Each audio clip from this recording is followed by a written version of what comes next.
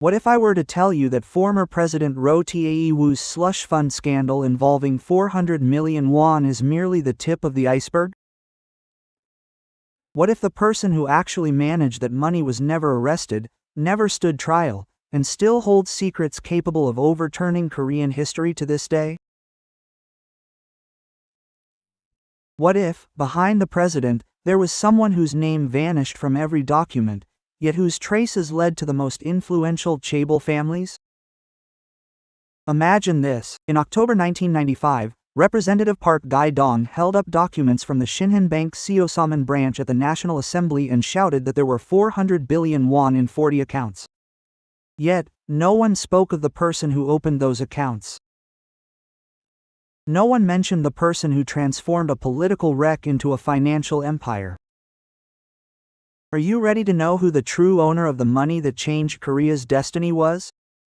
At 10 a.m. on October 19, 1995, an ordinary government questioning session was underway in the main chamber of the National Assembly. Lawmakers threw out questions, ministers gave vague answers, and reporters sat bored in the press gallery. However, suddenly, Democratic Party Representative Park Gae-dong stood up and held up a piece of paper. It was not an ordinary document, but a bank statement from a Shinhan Bank branch. This was evidence that former President Roh Tae-woo was holding 400 million won across 40 bank accounts. 10 billion won in each account. His voice echoed through the conference hall. Cameras flashed, lawmakers sprang to their feet, and the press gallery descended into chaos. Yet, no one knew that this moment would mark the beginning of the greatest political earthquake in modern South Korean history. On the same day, while the nation was reeling from Park Gae-dong's revelations, a man sat quietly in an office in a high-end district of Gangnam, watching the television news. Lee Yun-woo, the former chief of security for former President Roh Tae-woo, knew his time had come. In 48 hours, he would voluntarily appear before the prosecution to begin testifying about the funds remaining for state operations after the end of his presidential term. However, what he would tell the investigators would be only a small part of the truth.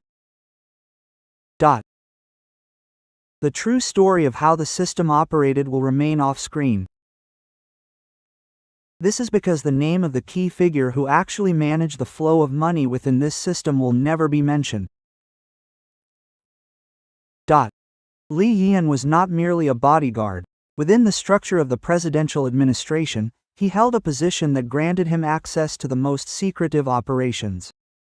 Officially, his mission was the security of the national element. Unofficially, it was to manage the financial flows coming in from Korea's largest corporations in exchange for political protection. However, even Lee Yeon-woo was merely an executor.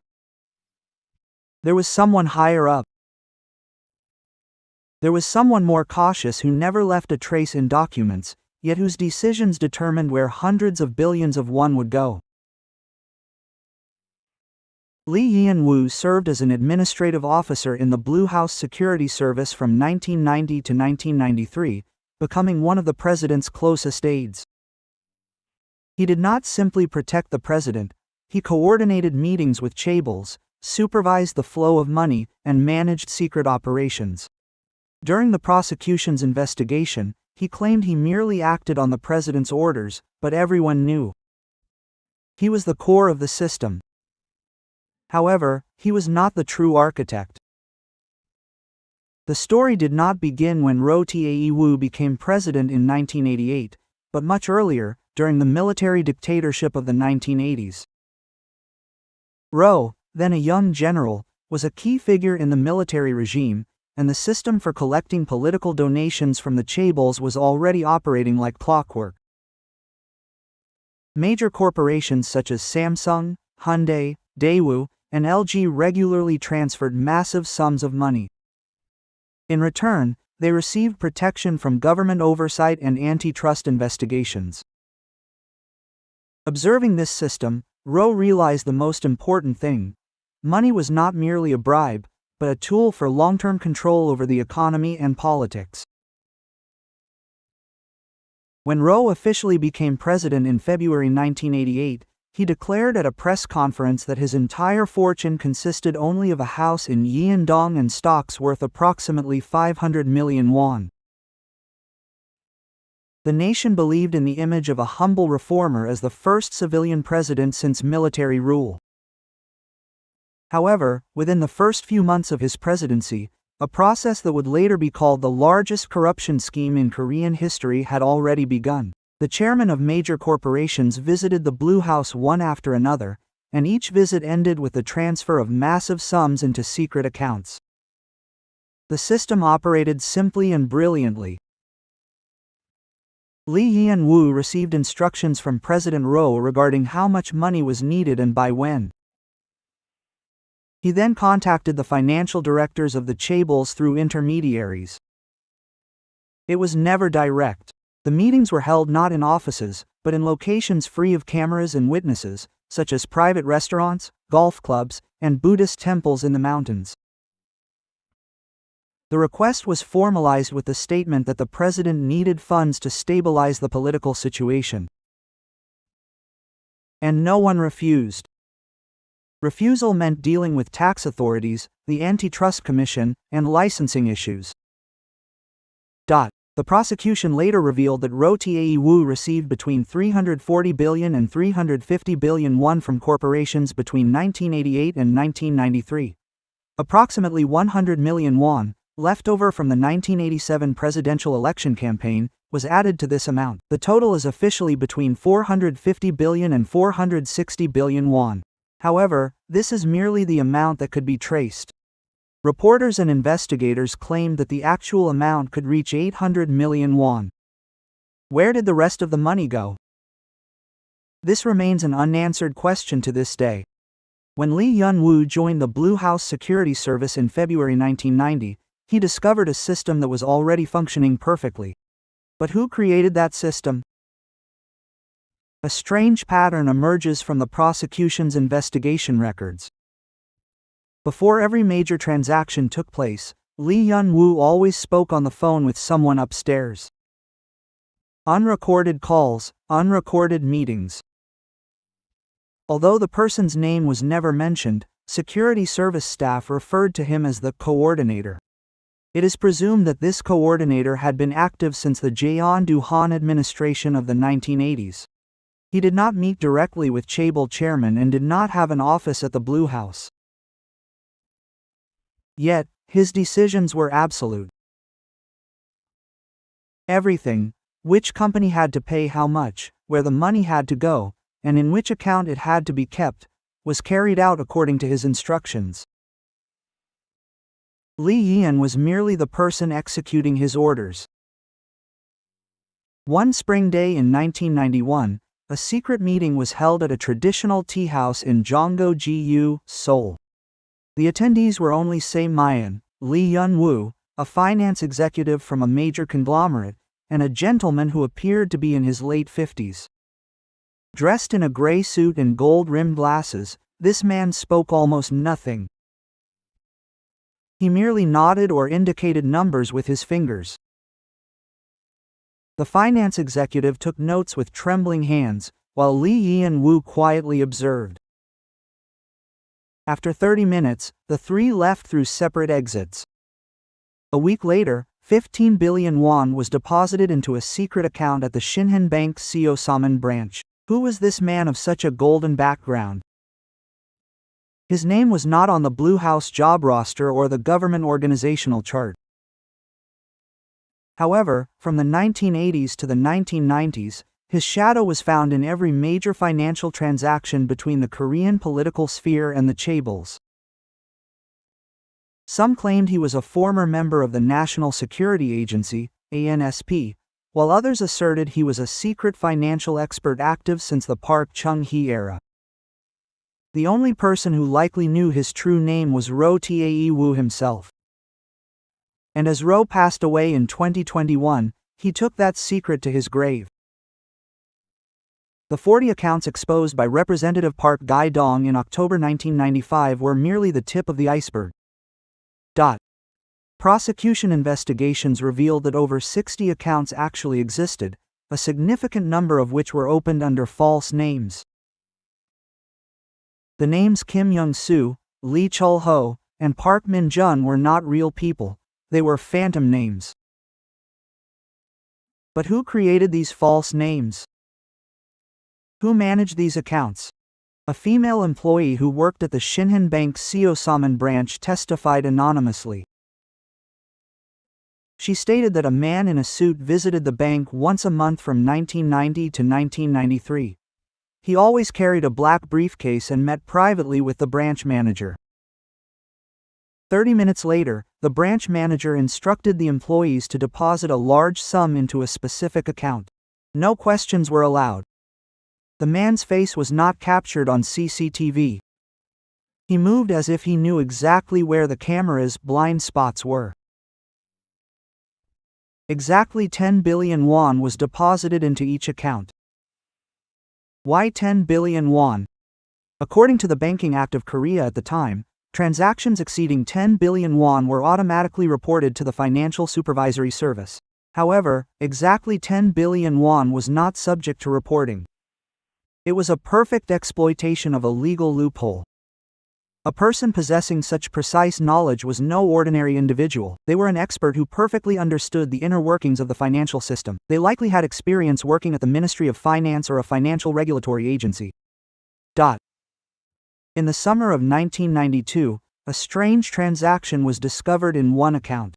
Just 3 days after the 10 billion won was deposited, the entire amount was donated to a Swiss bank. At the time, overseas donations were strictly restricted in Korea. However, this transaction was approved without any issues. How was this possible? Was there a collaborator within the central bank? Or were instructions handed down from a higher authority? The beneficiary of the Swiss account was a foundation called Fond de Foreign Development.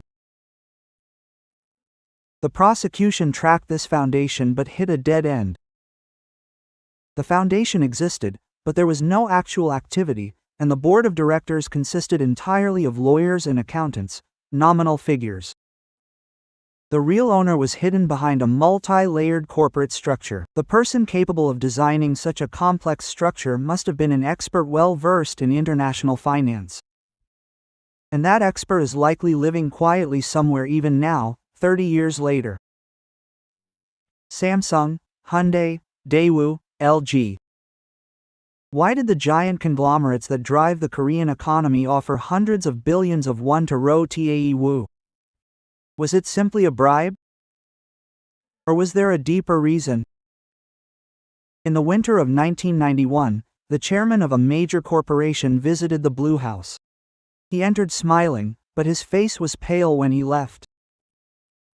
That evening, he told his chief of staff, "Prepare 20 billion won. Do not ask questions." The chaebol chairman had no choice. If they refused, tax investigations began, transactions between affiliates were scrutinized, and they were disqualified from government project bids. In 1990, the chairman of a mid-sized company refused a donation. A month later, a special investigation team from the National Tax Service raided his company, and within 6 months, the company was driven to the brink of bankruptcy. Other chaebols learned from this example. Resistance was suicidal. However, simply paying money was not enough. How much, when, and how it was paid were also important. From 1988 to 1993, the Hyundai Group paid exactly 30 billion won every year, totaling 150 billion won. Samsung did even more. Chairman Lee Kun-hee was well aware of the lesson he inherited from his father, Lee Byung-chul. Investing in politicians is like an insurance premium. It is expensive, but absolutely necessary. It is estimated that Samsung's total donations exceeded 200 million won. In the spring of 1992, a chaebol heir returned from studying abroad in the United States and asked his father, "Why must we be involved in such illegal activities?" The father sighed and replied, "Son, this is not illegal. It is the way to do business in this country. What you do not understand is that we are not giving money. We are buying the right to live." Quote. And the chaebols also benefited. At the time of the SK Group, the Seongyang Group grew rapidly after President Roh Tae-woo became their son-in-law in 1991. The 30 billion won given by the president's father-in-law became seed capital, and various government special benefits followed. Telecommunications business licenses, petrochemical plant construction, and tax breaks, allowing SK to enter the ranks of Korea's top 10 chaebols within 10 years. Was it a coincidence? Or was it a perfectly calculated deal? The person who made that calculation must have been the orchestrator. He was not merely accumulating money. He was designing an ecosystem of power and wealth. Representative Park Gae-dong's exposé on October 19, 1995, was not a coincidence. Behind it lay 6 months of meticulous preparation. However, the greatest obligation is this. How did Park Gae-dong obtain top-secret account information from the Shinhan Bank's Seosaman branch? Bank secrets are protected by law, and leaking them is subject to criminal punishment. However, for an opposition lawmaker to possess the exact balances and account holder information for accounts in their 40s would have been impossible without the help of a wealthy individual. The truth was even more shocking. The information was leaked not from a bank employee, but from within the Blue House. In 1995, when President Kim Young-sam launched the Rectifying History campaign and targeted Jae-on and Roh Tae-woo, a power struggle erupted within the Blue House. Some staff members from the Roh Tae-woo era were still working in the Kim Young-sam administration, and they faced a dilemma. Would they remain loyal to their former masters or sell the information to their new ones? A high-ranking Blue House official handed Park Gae-dong a bomb file. That file contained not only a list of 40 accounts but also the opening dates, deposit amounts, and, most importantly, information on who managed those accounts.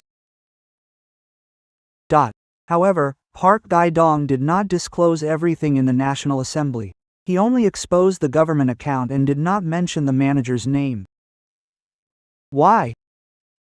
A week after the exposé on October 27, a call from Im Myong-ui came to Park Gae-dong's office.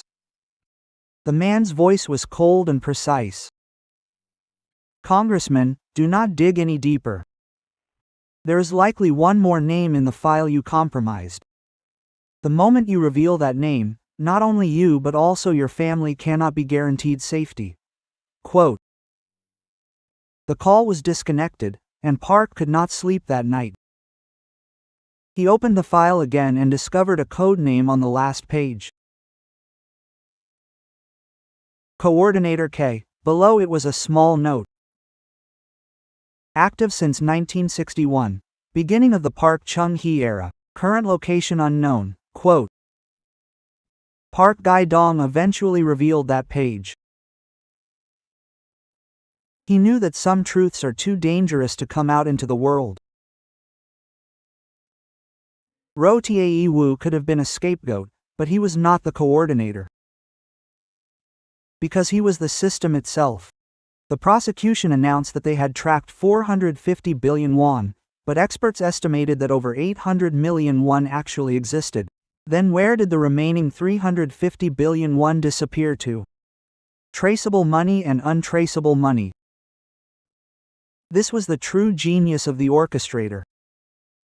From the very beginning, he created two systems, one for money to be found, and the other for money that would never be found. In February 1993, 1 month before President Roh Tae-woo's term ended, massive withdrawals began at the Shinhan Bank's Seosaman branch. A total of 200 million won was withdrawn from 20 accounts over the course of a week. The money was not converted into cash. Instead, it was transferred via wire transfer to banks in Hong Kong, Singapore, and Luxembourg. Each transfer was split into 9.9 billion won to circumvent the automated reporting system. The money that arrived in Hong Kong was moved again within 24 hours. This time, it went to paper companies in the Manchurian Islands and the British Virgin Islands, Pacific Development Trust, Asian Future Capital, and Korea Innovation Fund. These were companies with plausible names, but in reality, they were shell companies existing only as mailboxes. The board lists contained only the names of local lawyers, and the real owners were hidden behind a 5-layered corporate structure. International financial experts refer to this structure as the Russian puppet system. It operates on a model where one company owns another, and that company owns yet another. Tracing the entire scheme requires court orders from at least 5 countries, and each stage takes several years. During that time, the money moves again, and all traces vanish. In 1997, the Korean prosecution requested cooperation from Swiss authorities, asking them to freeze a Foundation Foreign Development account opened in a Swiss bank. Switzerland sent a reply 9 months later. The account was closed in December 1995, and the balance was transferred to a trust in Liechtenstein. The prosecution requested assistance from Liechtenstein again, but its banking secrecy laws were even stricter than those in Switzerland. They had hit a wall. However, a surprising fact emerged during the divorce proceedings between Roh Tae-woo and Choi Tae-won in 2024. A memo left by Roh Tae-woo's wife, Kim Ok-suk, contained a record of 20 billion won in a Swiss bank account. This account was not mentioned at all during the 1995 prosecution investigation. Now, 29 years later, what has become of that account? Does it still exist? Who has access rights? The most important question is this: does the mediator know that account number? In October 2024, the Supreme Court delivered a shocking ruling in the divorce lawsuit between Choi Tae-won and No So-young. It rejected the division of assets totaling 1.38 trillion won claimed by No So-young. The reason was simple. The 30 billion won given by Roh Tae-woo as a dowry in 1991 was an illegal slush fund and therefore could not be recognized as a legitimate means of asset formation. However, this ruling opened up a bigger question. Where exactly did that 30 billion won come from, and why did it go to the SK Group? When Roh Tae-woo's daughter, No So-young, married Choi Tae-won, the son of the chairman of the Sunkyung Group, now SK Group, in May 1991, this was not a simple marriage. It was a perfect combination of politics and the chaebol. According to secret documents kept at the Blue House Security Service, Roh Tae-woo met privately with Choi Jong-yun, chairman of the Sunkyung Group, a week before his wedding. The meeting lasted 2 hours, with no interpreter or accompaniment. It was just the two of them. During that meeting, Roh Tae-woo made a proposal. I will invest 30 billion won. In return, I will guarantee that your company will obtain all necessary government permits and licenses for the next 10 years. Quote. Choi Jong-yun agreed without a moment's hesitation. He issued 6 promissory notes worth 5 billion won each and handed them to Roh Tae-woo. These notes served as collateral. If the SK Group failed to keep its promise, Roh Tae-woo could cash the notes.